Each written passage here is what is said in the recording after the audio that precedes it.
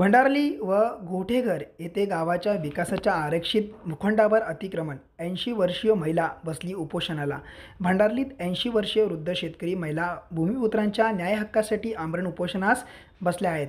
उपोषणकर्त्या श्रीमती सुंदराबाई गोवर्धन पाटील वय वर्ष 80 यांनी आपल्या भंडारली सर्वे नंबर 13 व गोठेघर सर्वे नंबर 157/1 येथे असलेल्या विश्वरत्न डॉक्टर बाबासाहेब आंबेडकर यांचा पुतळा विकासकाने कट कारस्थान करून इमारत बांधण्यासाठी हटवला असून त्यात सहभागी असणारे शिर्के बिल्डर शासकीय अधिकारी कर्मचाऱ्यांवरती गुन्हा दाखल करून सन्मानाने पुतळा तसेच वाचनालय हे उभे करावे।